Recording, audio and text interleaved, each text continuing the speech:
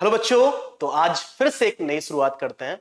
वैसे शुरुआत आप लोगों के लिए नई नहीं है क्योंकि प्रीवियस कई सारे लेक्चर्स आप लोग देख चुके होंगे। आज हम जिस बात पे चर्चा करने वाले हैं सबसे पहले हम उसकी बात करेंगे। दूसरी, प्रीवियस में किन किन टॉपिक पे आपको बात कर चुका हूं या फिर आपको पढ़ा चुका हूं वो भी एक बार जनरलाइज कर लेते हैं। आपको याद होगा बेटा, मैंने सबसे पहले एक शब्द सिखाया, विद्युत आवेश। उसके बाद विद्युत आवेश के गुणधर्म क्या है, किसी वस्तु को आप आवेशित कब कहोगे, दो आवेशों के बीच में बल क्या होता है, बल को एक्सप्लेन किसने किया, कूलॉम का नियम। कूलॉम के नियम के बाद आपको पता है हमने सुपरपोजिशन प्रिंसिपल और सदिश निरूपण यानी कूलॉम के नियम का सदिश निरूपण भी सीखा। उसके बाद हमने डिस्कशन स्टार्ट किया विद्युत क्षेत्र को लेकर। विद्युत क्षेत्र मतलब एक आवेश के चारों तरफ का वह क्षेत्र, वह साम्राज्य जहां पे किसी दूसरे आवेश को अगर लेके आएंगे तो वह एक विद्युत बल का अनुभव करता है, उस क्षेत्र को हम विद्युत क्षेत्र कहते हैं। ऐसी सारी चीजें मैंने आपको बताई हुई है। विद्युत क्षेत्र बताने के बाद विद्युत बल रेखाओं के बारे में हमने जानकारी दी। विद्युत बल रेखाओं के बारे में मुझे और भी बातें आपसे करनी है, लेकिन विद्युत बल रेखाओं के बारे में जानकारी देने के पश्चात मैंने विद्युत क्षेत्र की तीव्रता की बात की, इलेक्ट्रिक फील्ड इंटेंसिटी की। एक बिंदु आवेश की वजह से विद्युत क्षेत्र की तीव्रता क्या हो सकती है। एक अगर मैं सिस्टम की बात करूं, एक निकाय की बात करूं जहां पे बहुत सारे बिंदु आवेश हैं और किसी पर्टिकुलर बिंदु पे आपको विद्युत क्षेत्र की तीव्रता निकालनी है, तब आप उसे कैसे सॉल्व करेंगे वो भी मैंने आपको बताया। ये सारी बातें करने के बाद कुछ एप्लीकेशंस जो मैं बता सकता था, उससे रिलेटेड जो एप्लीकेशन थे वो भी मैंने आपसे डिस्कस किए। आप याद करो बेटा कि वो कौन कौन से एप्लीकेशंस थे जो मैं आपसे डिस्कस कर चुका हूं। देखो, याद होगा आपको कि प्रीवियस क्लासेस में ये सारी बातें मैंने आपको बताई थी कि यार एक स्क्वायर है, एक वर्ग है, वर्ग के तीन कॉर्नर पे, तीनों कोनों पे आवेश रखा है, तीसरे कोने पर विद्युत क्षेत्र की तीव्रता क्या होगी। इसके अलावा मैंने आपको बताया कि अगर एक समबाहु त्रिभुज है, त्रिभुज के दो कॉर्नर पे अगर आवेश रखा है, तीसरे कोने पे विद्युत क्षेत्र की तीव्रता क्या होगी, ये मैंने आपसे डिस्कस किया था। आज जो मैं आपसे बातें करूंगा उसके बारे में एक बार क्लैरिफिकेशन ले लेते हैं। सबसे पहले जो मैं आज आपसे बात करने वाला हूं, फर्स्ट पहला है ना, the electric field intensity due to ring charge. Electric field intensity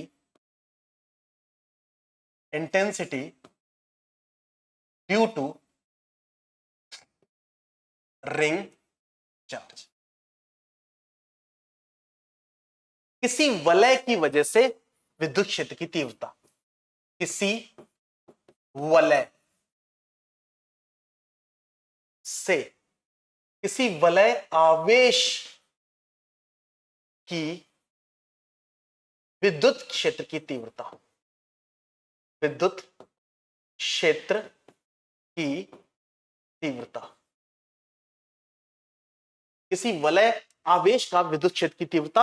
यानी एक डिस्कशन में जो आज आपसे करने वाला हूं वो ये है, वलय का मतलब रिंग से होता है, रिंग, ठीक है। दूसरा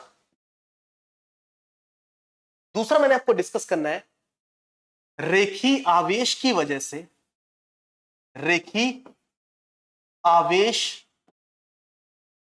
की वजह से विद्युत क्षेत्र की तीव्रता, विद्युत क्षेत्र की तीव्रता, तीव्रता वो भी ट्रेडिशनल मेथड मतलब एक ऐसा तरीका जो बिल्कुल बेसिक है, जो जनरल तरीका है, एक ऐसा तरीका बिल्कुल बेसिक है। मतलब मैं यहां पे बहुत बड़े कोई कॉन्सेप्ट की बात नहीं करने वाला हूं, एक बेसिक तरीके से हम विद्युत क्षेत्र की तीव्रता का यहां पे निर्णय करेंगे या फिर, ठीक है। तीसरा, वक्रीय आवेश, वक्रीय रेखीय आवेश की वजह से विद्युत क्षेत्र की तीव्रता, विद्युत क्षेत्र की तीव्रता। यानी ये कुछ मैं चर्चाएं करने वाला हूं। हो सकता है इस सेशन में या फिर इस लेक्चर में ये तीनों पार्ट हम कर लें, या फिर हो सकता है इसके लिए अदर सेशन की रिक्वायरमेंट भी हो, लेकिन आपको पता है कि मैं एक लिमिटेड टाइम पीरियड के लिए ही आपको लेक्चर देता हूं, जिससे आपकी अंडरस्टैंडिंग मेंटेन रह पाए, मेरे साथ आप रिलेशन बिल्ड कर पाए। मैं बहुत लेंदी लेक्चर्स में से लेके जाने वाला नहीं। ठीक है, स्टार्ट करें बच्चों। तो स्टार्ट करते हैं, और स्टार्ट में किसी वलय आवेश से विद्युत क्षेत्र की तीव्रता की बात करते हैं। विद्युत क्षेत्र की तीव्रता की बात करते हैं। आप सभी को बहुत अच्छे से पता होगा बेटा कि ये जो एनालिसिस चली हुई है वो बोर्ड परीक्षाओं की तैयारी की चली हुई है। यानी सबसे पहले हम बोर्ड परीक्षाओं की तैयारी लेवल पे चीजों को सीखने की कोशिश करेंगे। उसके बाद मैंने आपको बोला कि आपका नीट एग्जाम है या फिर आपका जेई एग्जाम है, उस पॉइंट ऑफ व्यू से भी मैं चीजें यहां पे रखने वाला हूं। और ये क्लास आपको बहुत अच्छे से पता होगी हिंदी माध्यम स्टूडेंट के लिए। ठीक है, तो किसी वलय आवेश विद्युत क्षेत्र की तीव्रता की अगर बात करें बेटा, तो सबसे पहले एक वलय लेना पड़ेगा और उसे आवेशित करना पड़ेगा।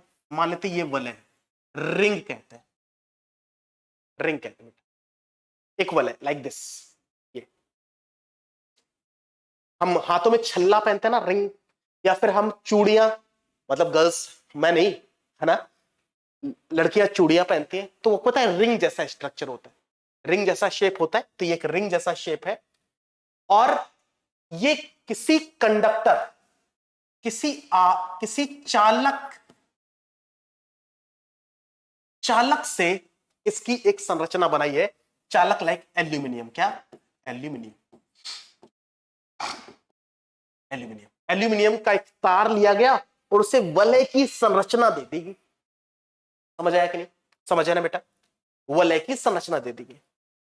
और आपको पता है ये जो है ना, ये इसका केंद्र है, और ये एक लाइन मैंने ड्रॉ की जिसको हम अक्षीय रेखा कह देते हैं। क्या कहते हैं बेटा? अक्षीय, अक्षीय रेखा कह सकते हैं इसे आप, अक्षीय रेखा कह सकते हैं। और इसको आवेशित करना है तो सिंपल सी बात है, इसको आवेशित करने के लिए unbalance number of electron and proton produce करना पड़ेगा। कि मतलब या तो इलेक्ट्रॉन की संख्या को ज्यादा करना पड़ेगा या तो इलेक्ट्रॉन की संख्या को कम करना पड़ेगा। मेरी बात समझे? या तो इलेक्ट्रॉन की संख्या को इसमें ज्यादा करना पड़ेगा, इलेक्ट्रॉन की संख्या कम, यानी अनबैलेंस नंबर। क्योंकि आपको पता है किसी चालक की बात करें तो जितने इसमें इलेक्ट्रॉन होते हैं उतने ही प्रोटॉन होते हैं। एल्यूमिनियम एटॉमिक नंबर कितना होता है बेटा? 13। तो इसमें 13 इलेक्ट्रॉन है और 13 ही प्रोटॉन है। मतलब एल्यूमिनियम के एक एटम में, एक परमाणु में 13 इलेक्ट्रॉन होते हैं और 13 प्रोटॉन होते हैं। इसका मतलब परमाणु कैसा है? अनावेशित। परमाणु पे कोई आवेश नहीं, क्योंकि अनबैलेंस नंबर ऑफ इलेक्ट्रॉन और प्रोटॉन नहीं है। तो मुझे बताओ, इस तार पे जितने इलेक्ट्रॉन होंगे उतने ही प्रोटॉन होंगे। अरे इलेक्ट्रॉन और प्रोटॉन बराबर होंगे तो ये आवेशित नहीं है। लेकिन अगर बाई चांस मैं से इलेक्ट्रॉन को निकाल लूं, अगर इलेक्ट्रॉन को निकाल लूंगा बेटा, तो ये कैसी हो जाएगी? ये जो वलय है वो कैसा हो जाएगा? आवेशित हो जाएगा। आप इस रिंग को समझ पा रहे हैं ना, कैसे रखा हुआ? ऐसे, मतलब रिंग का ये वाला फेस इधर की तरफ है, इधर की तरफ फेस। मुझे इस बिंदु पर विद्युत क्षेत्र की तीव्रता की बात करनी है। इस बिंदु पर विद्युत क्षेत्र की तीव्रता की बात करनी है, तो मैं बहुत छोटी छोटी सी बातें बताऊंगा, आप मुझे क्लियर करना। मुझे बताओ, इस पूरे पे आवेश है, और इस पूरे पे जो आवेश है वो मान लेते क्यों है। कितना है कुल आवेश? कितना है बेटा? कुल आवेश जो है इस पे वो है क्यों, कुल आवेश। तो अगर कुल आवेश क्यों है तो आपको पता है बेटा, छोटा कुछ आवेश यहां, कुछ आवेश यहां, कुछ आवेश यहां, हर जगह छोटा छोटा छोटा छोटा छोटा छोटा छोटा छोटा आवेश है। सबको ऐड करके तो क्यों आया होगा? तो कुछ आवेश यहां पे है, कुछ आवेश यहां पे है, कुछ आवेश यहां पे है, कुछ आवेश यहां पे, इस टाइप से आवेश इसमें डिस्ट्रीब्यूटेड है। क्लियर? तो यहां पे बहुत छोटा आवेश है। अगर मैं इस रिंग, इस वलय के टॉप बिंदु की बात करूं तो वहां पे टॉप बिंदु पर बहुत कम आवेश है। तो क्या उस छोटी सी जगह को आप बिंदु आवेश कह सकते हैं? यहां पे बेटा बिंदु आवेश है कितना? D Q. कितना बेटा? क्योंकि बिंदु आवेश, बिंदु आवेश, बिंदु आवेश, मिलके ही तो रिंग की संरचना बनी है। तो ये बिंदु आवेश मान लेते कितना है, dq। अगर मैं इस बिंदु आवेश की वजह से यहां पे विद्युत क्षेत्र की तीव्रता कैलकुलेट करने के लिए कहूं, बहुत साधारण है भैया, बहुत साधारण है भैया, इधर की तरफ होगा, होगा कि नहीं? अगर मैं केवल इस बिंदु आवेश की बात करूं, इस बिंदु आवेश की वजह से यहां पे विद्युत क्षेत्र की तीव्रता इस दिशा में होगी। अरे भाई हम पढ़ा चुके हैं, तुम का पढ़ा चुके हैं, अगर कोई आवेश क्यू है तो उससे आर दूरी पर, कहां पे, आर दूरी पर विद्युत क्षेत्र की तीव्रता किधर की तरफ होती है, यहां पर होती है। वैसे ही इस आवेश से यहां पर विद्युत क्षेत्र की तीव्रता किधर की तरफ होगी, इधर की तरफ होगी। आवेश, अगर हम इस वलय की त्रिज्या को r मान लें और इस बिंदु को कितनी दूर मान लें, x दूर मान लें, कितना दूर मान लें बेटा, x दूर मान लें, तो ये वाली जो दूरी होगी क्या वो under root of x square plus are square के बराबर होगी? अरे हाँ या ना, पाइथागोरस थ्योरम तो पढ़े होगे ना, कर्ण का वर्ग आधार का वर्ग प्लस लंब के वर्ग के बराबर होता है, जिससे ये पता चल गया। यानी इस आवेश से इतनी दूरी पर यहां पर विद्युत क्षेत्र की तीव्रता कैलकुलेट करनी है। आवेश बहुत छोटा है तो विद्युत क्षेत्र की तीव्रता किस बात पर निर्भर करती है, आवेश के परिमाण पे। तो यार आवेश बहुत कम है तो विद्युत क्षेत्र की तीव्रता का परिमाण भी तो कम होगा, तो इस वजह से इस कैसे लिख लेते हैं, डीई। डी का मतलब यहां पे बहुत छोटा, यानी इलेक्ट्रिक फील्ड इंटेंसिटी, यानी विद्युत क्षेत्र की जो तीव्रता का मान है उसका वैल्यू बहुत कम है। ठीक है, अगर मैं यही आवेश मैंने ऊपर लिया था, इतना ही आवेश यहां पे भी डी क्यू कंसीडर किया जा सकता है कि नहीं, यहां पे कंसीडर किया जा सकता है कि नहीं, बिल्कुल सिमेट्रिसिटी में, यहां पे बिल्कुल, यहां पे और यहां पे। इस आवेश की वजह से यहां पे विद्युत क्षेत्र की तीव्रता किधर की तरफ होगी, इधर की तरफ होगी कि नहीं?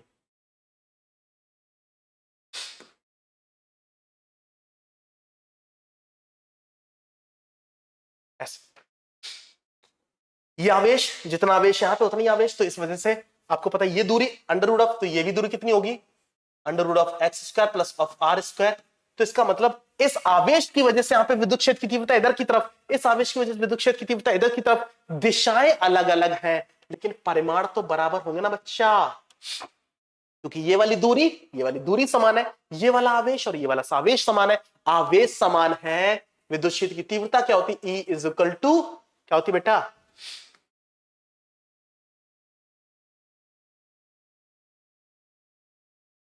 होती है E इज इक्वल टू के क्यू अपॉन आर स्क्वायर। आवेश बराबर है, दूरी बराबर है, तो विद्युत क्षेत्र की तीव्रता भी बराबर होगी। तो ये भी डी और ये भी डी होगी कि नहीं? यार इसको थोड़ा सा आप इमेजिन करो, चित्रीकरण करो कि रिंग थी, ऊपर वाला आवेश लिया, नीचे वाला आवेश लिया, ऊपर वाला आवेश लिया, नीचे वाला आवेश लिया, विद्युत क्षेत्र की तीव्रता कुछ इस टाइप से। एक आवेश अगर मैं यहां ले लेता तो दूसरा यहां पे ले लेता, एक यहां ले लेता दूसरा यहां, तो क्या रिंग में जो आवेश है वो सिमेट्रिकली डिस्ट्रीब्यूटेड है कि नहीं, सिमेट्रिकली डिस्ट्रीब्यूटेड है कि नहीं, है ना? तो अगर मैं रिंग पे एक आवेश यहां ले लेता दूसरा यहां लेना पड़ता कि नहीं, आमने सामने। तो जब आमने सामने वाला आवेश लिया जा रहा है तो विद्युत क्षेत्र की तीव्रता मैंने दो जगह लिया, तो ये अगर ये कोण थीटा है, इस लाइन को थोड़ा सा और बढ़ाओ, ये भी थीटा होगा, ये भी थीटा होगा, तो ये भी थीटा होगा। डी का एक कंपोनेंट यहां पे, एक कंपोनेंट है, क्योंकि आपको पता है डी एक वेक्टर क्वांटिटी है, सदिश राशि है, और जो सदिश ना तो एक्स अक्ष पे होते हैं ना तो वाई अक्ष पे, तो उनका क्या करते हैं आप, सदिश डिवीजन, मतलब यहां पे क्या करते हैं आप, सदिश को तोड़ देते हैं। एक आ जाएगा आपके पास डीई कॉस थीटा और दूसरा आ जाएगा डीई साइन। इस डी का एक कंपोनेंट इधर की तरफ और एक कंपोनेंट इधर की तरफ, ये आ जाएगा, ये भी कितना आ जाएगा, डी कॉस थीटा, और ये कितना आ जाएगा, डी साइन थीटा। ये दोनों परिमाण में बराबर है। जब दो वेक्टर जो सदिश opposite in direction equal in परिमाण होते हैं तो आप मुझे बताओ इन दोनों कैंसिल आउट कर सकते हैं कि नहीं, ये दोनों एक दूसरे को कैंसिल आउट कर देंगे, यानी electric field intensity towards x direction is equal to 2d cos theta and electric field intensity in y direction is 0। Clear है कि नहीं? ऐसे ही x और y के जितने भी कंपोनेंट बनेंगे, आपको पता है अगर एक आवेश मैं यहां पे ले लेता, बिल्कुल आप इसको ऐसा मान लीजिए, कैसा, कोन जैसा, अरे बर्फ तो खाए होगे ना, है ना, अमूल की आइसक्रीम जब खाने जाते हो तो कोन आती है ना, कोन, तो कोन में एक ऊपर आउटर पार्ट होता है, टिप ऑफ द पॉइंट होता है, तो विद्युत बल रेखाएं कुछ ऐसे गई होंगी, ऐसे करके। तो हमेशा जो वर्टिकल कंपोनेंट है, ये वाले कंपोनेंट है, ये वाले कंपोनेंट है, वो कैंसिल आउट होते रहेंगे, यानी ई जेड भी कितना आएगा, ई जेड भी 0 आएगा। यानी अगर आपसे पूछा जाए कि इस केस में एक्स दिशा में इलेक्ट्रिक फील्ड इंटेंसिटी कितनी, तो इतनी है, वाई और जेड में कैंसिल आउट होते रहेंगे और रिजल्ट ये बनेगा।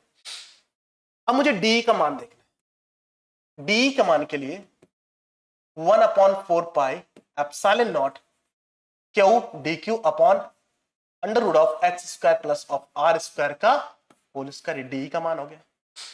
कॉस थीटा का मान अगर देखना है तो कॉस थीटा आपके पास कितना होगा, cos theta is equal to होता है बेस अपॉन हाइपोटेन्यूस, यानी x upon under root of x square plus of are square. तो डी का मान पता चल गया, कॉस थीटा का मान पता चल गया, तो electric field intensity towards x direction is equal to 2DE। D का मतलब है 1/4 pi epsilon not D Q upon under root of x square plus are square की power whole square into X upon under root of x square plus of are square, ऐसे लिख सकते हैं। Further 2DQ X upon 4 pi epsilon not x square plus of are square की power 3/2। ये तो पता चल ही गया हो ना बेटा, इसका अंडर रूट हट जाएगा, यानी x square plus are square की पावर 1 है, ये 1/2 है, पावर ऐड हो जाएगी, 1 + 1/2 3/2 होता है, ठीक है। So electric field intensity towards x direction is equal to, सारे कांस्टेंट टर्म्स बाहर कर दो, 2x बाहर आ गया, 4 pi epsilon not x square plus of are square की power 3/2 integration of D Q, limit is 0 से लेके q/2। आप कहोगे सर टोटल चार्ज तो q था, आपने लिमिट 0 से q/2 क्यों ली, तो मैं कहूंगा बेटा आपने जो चार्ज कंसीडर किया था ये 2d की डी कॉस थीटा तब आया जब दो जगह चार्ज कंसीडर किया था, इसका मतलब 2dq आप मान चुके थे। तो 2dq को हम इंटीग्रेशन कहां से कहां तक करेंगे, q/2 तक, क्यों, तो q/2 प्लेस करोगे तभी तो आंसर q आएगा ना, हाँ या ना। रिजल्ट आ जाएगा 2x upon 4 pi epsilon not x square plus of are square की पावर 3/2 इंटू q/2।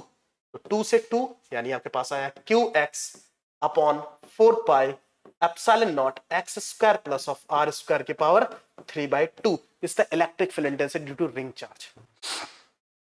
बहुत मुश्किल बातें मैं नहीं बता रहा, एक डेरिवेशन है, कई बार ये बोर्ड परीक्षा में पूछा भी जाता है, हो सकता है इससे रिलेटेड कोई कॉन्सेप्ट पूछ दिया जाए, और इसी कॉन्सेप्ट पे बेस्ड ही तो नीट और जेई क्वेश्चंस बनाता है। जो आपका डेरिवेशन है उसके लिए आप ज्यादा तत्पर रहे, उसको सीखने के लिए ज्यादा तत्पर रहे, क्योंकि इन्हीं एप्लीकेशन से डायरेक्ट क्वेश्चंस पूछा जाता है। जो सिद्धांत हम ये पढ़ रहे हैं, इन्हीं सिद्धांतों से डायरेक्ट क्वेश्चंस आपके कॉम्पिटिटिव एग्जाम से बनते हैं। तो जब आप बोर्ड परीक्षाओं की तैयारी कर रहे हैं, अगर वही तैयारी आपने बारीकी से कर ली तो नीट और जेई आपके लिए आसान हो जाता है। अलग से सिलेबस उसका बन के नहीं आता बेटा, ये बात मैं आपको क्लैरिफाई करूंगा आगे चल के, अलग से सिलेबस कुछ भी नहीं होता है, इसी सिलेबस को आपने पढ़ना पड़ेगा, लेकिन बारीकी से अध्ययन करते हुए। तो आपको पता है कि एक वलय की वजह से विद्युत क्षेत्र की तीव्रता कितनी है, अक्षी, यानी अगर x इज इक्वल टू 0 की बात करें, है ना, वलय के केंद्र पे पहुंच गए, वलय के केंद्र पे पहुंच गए, अगर x 0 डाल दोगे तो E कितना हो जाएगा, तो वलय के केंद्र पर इलेक्ट्रिक फील्ड इंटेंसिटी कितनी होती है, 0 होती है ना, वलय के केंद्र पर इलेक्ट्रिक फील्ड इंटेंसिटी 0 होती है। दूसरी बात है कि ये जो अक्षीय रेखा है, इस रेखा में कहां पे विद्युत क्षेत्र की तीव्रता सबसे अधिक होगी, तो इस बात को भी यहां पे एनालाइज कर लेते हैं। ये वलय था, ये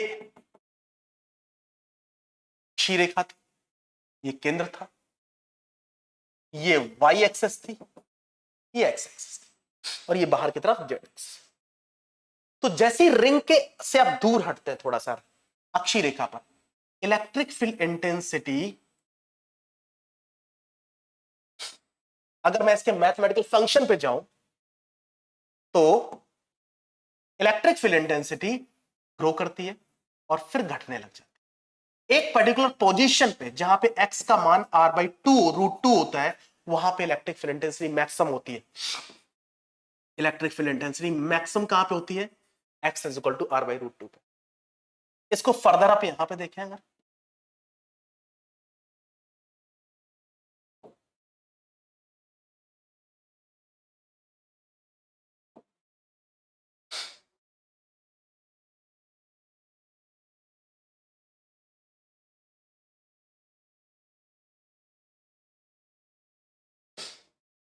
चित्र प्रॉपर बन नहीं पा रहा, कोई बात नहीं, अभी बनाए लेंगे यार, कोई दिक्कत नहीं।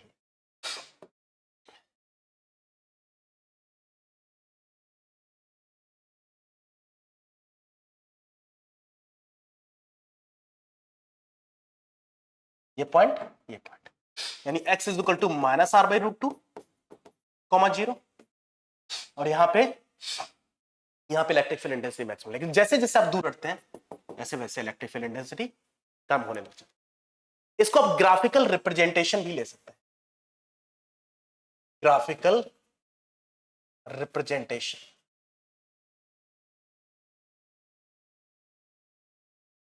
या फिर आप इसे क्या बोलते हैं? ग्राफीय निरूपण। क्या बोलते हैं इसको आप? ग्राफीय निरूपण।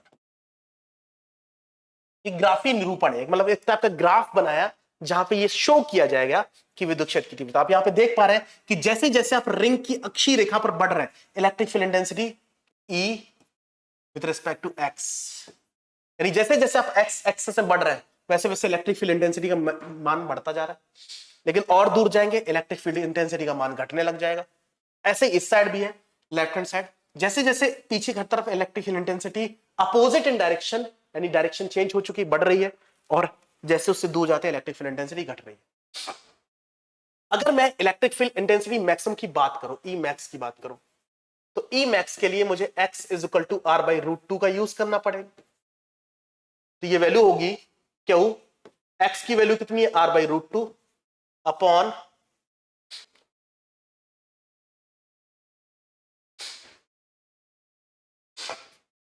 Upon 4 pi epsilon not x square, मतलब r/√2 का whole square plus of r square की पावर 3/2, यानी x की जगह आप r/√2 प्लेस कर सकते हो, प्लेस कर सकते हो कि नहीं? तो ये आपके पास आएगा q into r/√2 upon 4 pi epsilon not r square upon 2 plus r square की पावर 3/2। इसको जब फर्दर सॉल्व करेंगे तो ये 3r² आ जाएगा, यानी q into r/√2 upon 4 pi epsilon not 3r² का पावर 3/2। ये आपके पास ई मैक्स का वैल्यू होता है। कहां पे होता है? x is equal to r/√2। ये चीज ध्यान रखना, सेंटर पे यहां पे इलेक्ट्रिक फील्ड इंटेंसिटी कितनी है? 0 है। जैसे जैसे हटते हैं यहां पे इलेक्ट्रिक फील्ड इंटेंसिटी की वैल्यू कितनी है? तो यहां पे आप लिख सकते हैं वो वैल्यू, ये ई मैक्स का मान जब x is equal to r/√2 होता है। तो यार इस टाइप से आप एक स्थिति को अवधारणा में ले सकते हैं, एक सिचुएशन को स्टडी कर सकते हैं जहां पे आप एग्जैक्टली इलेक्ट्रिक फील्ड इंटेंसिटी को ऑब्जर्व भी कर पाएंगे। किसकी वजह से? वलय की वजह से, रिंग की वजह से। ठीक है, अब आपके मन में एक बात आती है कि सर अगर ये पूरी रिंग ना होती, केवल सेमी सर्कल होता, चलो कोई बात नहीं। अब हम बात करेंगे किसी अर्ध वृत्त निकाय, वो भी आवेशित निकाय की वजह से विद्युत क्षेत्र की तीव्रता, विद्युत क्षेत्र की तीव्रता। अभी तो कंप्लीट रिंग था, लेकिन अब मैं क्या कर रहा हूं? अब मैंने अर्धवृत्त ले लिया, अर्धवृत्त ले लिया। तब आप इसे कैसे सॉल्व कर लेंगे? बेटा थोड़ा सा आज मेरा तबियत ठीक नहीं, तो हो सकता है इंटेंशन का लेवल थोड़ा कम हो गया हो, लेकिन अंडरस्टैंडिंग में मेंटेन करूंगा। एक बार सिलेबस कंप्लीट होने दो बेटा, सिलेबस को हम जल्दी जल्दी कंप्लीट कर लेते हैं, फिर कुछ बूस्टअप सीरीज चलाया करेंगे, मतलब जिससे सिलेबस आपका जल्दी हो जाएगा। ठीक है, अभी हम बिल्कुल बेसिक से बारीकी से चीजों को लेके चलेंगे। तो किसी अर्धवृत्त निकाय की वजह से विद्युत क्षेत्र की तीव्रता का ज्ञान करना है, कैलकुलेशन करना है, कैसे करेंगे देखते हैं। मान लेते हैं एक आपके पास ये एक निकाय है, वो भी कैसा, अर्धवृत्ताकार, एक अर्धवृत्ताकार निकाय, ठीक है, ये अर्धवृत्ताकार निकाय जिसकी त्रिज्या कितनी है, r, और इसको आवेशित करना है। तो सबसे पहले बात आपको बहुत अच्छे से पता है, अनबैलेंस्ड नंबर ऑफ इलेक्ट्रॉन और प्रोटॉन प्रोड्यूस करना पड़ेगा, हाँ या ना। अनबैलेंस्ड नंबर ऑफ इलेक्ट्रॉन और प्रोटॉन प्रोड्यूस करना पड़ेगा, यस और नो। आप कहोगे बिल्कुल सर अनबैलेंस, तो मैं क्या करता हूं, इससे इलेक्ट्रॉन निकाल लेता हूं, तो ये कैसा हो जाएगा, इस पे आवेश कैसा आ जाएगा बेटा, धन आवेश, इस पे आ गया धन आवेश। अर्धवृत्ताकार, ये पूरा रिंग नहीं है, केवल अर्धवृत्ताकार। मुझे यहां पर केंद्र पर विद्युत क्षेत्र की तीव्रता की गणना करनी है, और इस पे टोटल जो आवेश है वो है क्यों, कितना है क्यों। तो आपको पता है कुछ आवेश यहां पे, कुछ यहां पे, कुछ यहां, छोटा छोटा छोटा छोटा छोटा छोटा आवेश डिस्ट्रीब्यूटेड है, कितना क्यों। तो अगर मैं यहां पे एक छोटा सा पार्ट कंसीडर कर लूं इतना, तो यहां पे चार्ज कितना मान सकते हैं, dq। ये चार्ज एक छोटी सी लंबाई, अगर इसकी पूरी लंबाई देखी जाए तो पाई आर है, ये छोटी सी लंबाई मैं dl मान सकता हूं कि नहीं, कि मतलब ये जो छोटा सा आर्क है ना, छोटा सा आर्क, ये आर्क की लंबाई कितनी है, dl, पूरी कितनी है, पाई आर। तो dl आर्क की वजह से यहां पर विद्युत क्षेत्र की तीव्रता की बात करनी। तो यार मुझे बताओ, इस आर्क, ये जो अपने छोटा सा आर्क माना, इसकी वजह से यहां पर विद्युत क्षेत्र की तीव्रता को कुछ मैं इस टाइप से मान सकता हूं, मतलब उस आर्क की वजह से, वो आर्क इतना छोटा है, उस आर्क की वजह से यहां पे विद्युत क्षेत्र की तीव्रता कितनी मान सकता हूं, d, क्योंकि वो एक बिंदु आवेश है। मैंने बोला ना ट्रेडिशनल तरीका यूज करना है विद्युत क्षेत्र की तीव्रता को कैलकुलेट करने का, तो आपको यह बात समझनी पड़ेगी, ट्रेडिशनल तरीका क्या होता है, कि सबसे पहले मैं इस छोटे से आवेश की वजह से यहां पर विद्युत क्षेत्र की तीव्रता कैलकुलेट करूंगा कि नहीं, चलो कैलकुलेट कर लेते हैं। तो सबसे पहले पता होना चाहिए कि किधर की तरफ होगी,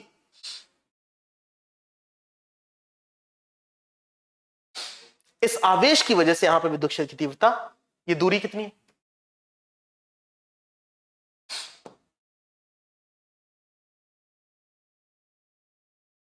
ये दूरी है r, रेडियस के बाद, और ये r की वजह से यहां पे जो थीटा बन रहा है, यहां पे जो कोण बन रहा है, वो d थीटा मान लेते, कितना मान लेते हैं, d। और ये जो आर्क कंसीडर किया है, उसकी कोणीय पोजीशन जो है, कोणीय स्थिति वो थीटा है। मतलब अगर देखा जाए इसकी कोणीय स्थिति कितनी है, तो आप ऐसा आर्क बना के देखोगे कि नहीं, और वो कितना है, थीटा, क्लियर, वो थीटा। तो क्या समझ आया, मैंने इसमें एक छोटा सा आर्क कंसीडर किया जिसकी लंबाई dl है, उसकी वजह से मुझे यहां पे इलेक्ट्रिक फील्ड इंटेंसिटी कैलकुलेट करनी, तो इधर की तरफ होगी, उसका मान हमने d मान लिया।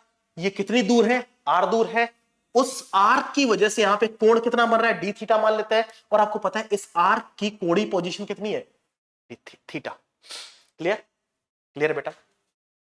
अब मैं इसकी वजह से यहां पर विद्युत क्षेत्र की तीव्रता की अगर बात करूं, तो आपको पता है आवेश छोटा है, तो इसकी इलेक्ट्रिक फील्ड इंटेंसिटी d मान लेते हैं, और फॉर्मूला क्या होता है, 1/4, एक बिंदु आवेश की वजह से विद्युत क्षेत्र की तीव्रता कितनी होती है, 1/4 dq अपॉन r स्क्वायर होता है कि नहीं, dq अपॉन r स्क्वायर। अगर मैं यहां पे चार्ज की बात करूं, तो यहां पे रेखीय आवेश घनत्व कितना है, रेखीय आवेश घनत्व कितना है, तो आवेश बटा लंबाई, इसकी लंबाई कितनी बेटा, dl, इस पार्ट की लंबाई कितनी, dl, और आपको पता है इस पे आवेश कितना, dq, देखिए आवेश घनत्व कितना है, इसको लैम्डा से डिनोट करते हैं, क्लियर बेटा। तो यहां पे आप एक बात समझ सकते हैं कि लैम्डा इज इक्वल टू कितना है, dq अपॉन dl। अच्छा एक बात और है, अगर मुझे इसकी लंबाई यहां पे कैलकुलेट करनी, तो इस आर्क की लंबाई, एक टर्म और पता होगा, थीटा इज इक्वल टू होता है आर्क की लंबाई बटा रेडियस, यानी डीएल को क्या मैं आर डी थीटा लिख सकता हूं, यानी डीएल को मैं आर डी थीटा लिख सकता हूं, और lambda is equal to dq by dl लिख सकता हूं कि नहीं यार, हाँ या ना बोलो, बोलो बच्चों, ये वाला फॉर्मूला आपने पढ़ा होगा, ये वाला फॉर्मूला भी पढ़ा होगा। मैं ये वाली वैल्यू यहां पे प्लेस कर देता हूं तो मेरे पास लैम्डा इज इक्वल टू कितना मिल जाएगा, लैम्डा इज इक्वल टू मिला D Q upon DL, D Q upon DL. DL की वैल्यू कितनी है, डीएल की वैल्यू है आर डी थीटा, या फिर d q is equal to क्या लिख सकते हैं, क्या लिख सकते हैं, आर लैम्डा डी थीटा लिख सकता है कि नहीं, डी क्यू का मान इतना है कि नहीं। देखो ये सब इंटररिलेटेड टर्म्स है। वैसे मैं यहां पे भी रिजल्ट बना सकता था, लेकिन मैं एंगल के टर्म्स में लेके गया, एंगल के टर्म्स में ले गया क्योंकि मैंने यहां पे ये इसकी एंगुलर पोजीशन लेनी थी। वैल्यू प्लेस कर देते हैं 1/4 pi epsilon not, D q का मान कितना, r lambda d theta upon r square, एक आर से आर गया तो ये आपके पास है lambda upon 4 pi epsilon naught, epsilon naught ये आ गया ना, 4 lambda upon 4 pi epsilon not r d theta, r d theta लिख सकता है। अच्छा इसमें एक बात और आती है, इलेक्ट्रिक फील्ड आ गई, इसका एक कंपोनेंट इधर की तरफ और एक कंपोनेंट इधर की तरफ होगा कि नहीं, क्योंकि ये आपके पास मान लेते हैं y दिशा है, ये आपको पता है x दिशा है, तो इसका एक कंपोनेंट इधर की तरफ, तो ये अगर थीटा है तो ये कितना होगा थीटा, तो ये आपके पास क्या डी ई साइन थीटा और ये डी कॉस थीटा आएगा कि नहीं, आएगा कि नहीं, अरे हाँ या ना बोलो, सॉरी गलती होगी, ये आपके पास है डी कॉस थीटा और ये कितना आएगा डी साइन थीटा, ये थीटा है तो ये भी थीटा है, अगर ये थीटा ये भी थीटा तो इसका मतलब ये कॉस थीटा ये साइन थीटा, रेजोल्यूशन होगा। अच्छा एक बात और समझ मानी, अगर मैं सेम यही टर्म यहां पे कंसीडर करता, सिमेट्रिक है, अगर देखो सेमी सर्कल देखे जाए तो सेमी सर्कल का आधा पार्ट जितना इधर उतना इधर, तो सिमेट्रिक है कि नहीं, तो मुझे बताओ एक चार्ज मैंने यहां माना तो उसकी सिमेट्रिसिटी में दूसरा चार्ज यहां पे माना जा सकता है कि नहीं, तो उसकी वजह से इलेक्ट्रिक फील्ड किधर की तरफ होगी, इधर की तरफ होगी, तो क्या हॉरिजॉन्टल कंपोनेंट कैंसिल होते दिखाई देंगे, इधर की तरफ देखो ये डी कॉस थीटा है, उसकी वजह से इधर की तरफ डी कॉस थीटा होगा, तो डी कॉस थीटा, यानी अगर मैं आपसे पूछूं electric field intensity towards x direction, the answer should be 0, क्योंकि एक्स डायरेक्शन कंपोनेंट तो हमेशा कैंसिल आउट होते रहेंगे ड्यू टू सिमेट्रिसिटी बिहेवियर, जितना चार्ज यहां पे उतना चार्ज, जितना चार्ज यहां पे उतना चार्ज, जितना चार्ज यहां पे, सिमेट्रिसिटी की वजह से हॉरिजॉन्टल कंपोनेंट तो कैंसिल होते रहेंगे ना, केवल वर्टिकल कंपोनेंट रहेंगे, तो ये आपके पास डी आ गया। लेकिन electric field intensity y direction की बात करते हैं तो ये क्या डी साइन थीटा के बराबर होगा, तो ये आपके पास कितना है lambda upon 4 pi epsilon not r sine theta d theta, and limit is 0 to 180 degree, क्योंकि आपको पता है पूरा कोण कितना है 180 डिग्री। इसे फर्दर सॉल्व करते हैं, lambda upon 4 pi epsilon not r sine theta का इंटीग्रेशन होता है बेटा कॉस थीटा, वो भी माइनस में 0 से लेके 180 डिग्री, इसको फर्दर सॉल्व करेंगे तो lambda upon 4 pi epsilon not r minus cos 180 1 plus 1, तो ये आपके पास आ जाएगा lambda upon 2 pi epsilon not r, आएगा कि नहीं। तो एक सेमी सर्कल की वजह से उसके केंद्र पर इलेक्ट्रिक फील्ड इंटेंसिटी फॉर्मूला क्या होता है, lambda upon 2 pi epsilon not r. यानी रिजल्ट अब इससे फर्दर हम कैसे ग्राफिकल निरूपण, यानी ग्राफी निरूपण में अगर जाए, ग्राफीय निरूपण में अगर हम जाते हैं तो ग्राफी निरूपण कैसा होगा, electric field intensity in Y direction is equal to lambda upon 2 pi epsilon not R और inversely proportional to 1 upon R, यानी इलेक्ट्रिक फील्ड इंटेंसिटी और पोजीशन के बीच में अगर ग्राफ बनाए तो इलेक्ट्रिक फील्ड इंटेंसिटी को यहां पर रिप्रेजेंट करते हैं और पोजीशन को यहां पे, तो आपको पता है ये रेक्टेंगुलर हाइपरबोलिक कर्व बनेगा, ई और आर के बीच में रिलेशन इस प्रकार से, ई और आर, तो इस प्रकार से है, यानी जैसे जैसे आप नजदीक है इलेक्ट्रिक फील्ड इंटेंसिटी हाई, दूर बढ़ रहे हैं इलेक्ट्रिक और दूर बढ़ रहे हैं इलेक्ट्रिक फील्ड कम हो रही है, इस ऑर्डर में कम होती है, तो ये आपके पास है रेक्टेंगुलर हाइपरबोलिक ग्राफ, तो एक ग्राफिकली निरूपण है किसका, सेमी सर्कल के केंद्र पर विद्युत क्षेत्र की तीव्रता में कैसे परिवर्तन आएंगे वो ये है, अगर रेडियस बढ़ेगी तो इलेक्ट्रिक फील्ड इंटेंसिटी कम होगी, मतलब अगर मैं आपसे बोलूं कि ये मैं रेडियस इसकी बढ़ा दूं, तो यहां पे इलेक्ट्रिक फील्ड इंटेंसिटी क्या हो जाएगी, कम हो जाएगी।